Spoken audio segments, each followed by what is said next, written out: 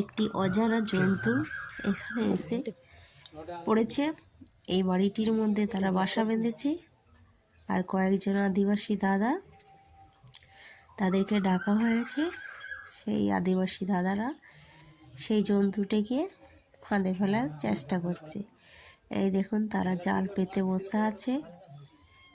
এই জালটি অনেকজন মিলে ধরে আছে।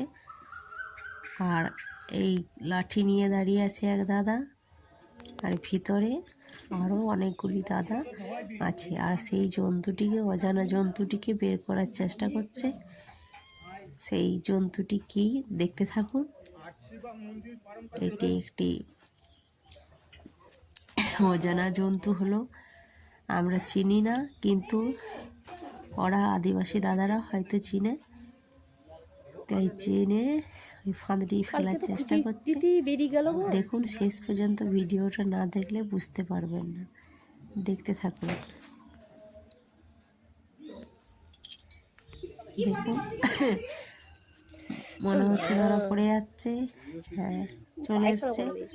এই যে ফাঁদে পড়ে গেছে জালটির মধ্যে। দেখুন, এই যে অজানা জন্তুটি চলে এসছে, দেখতে থাকুন।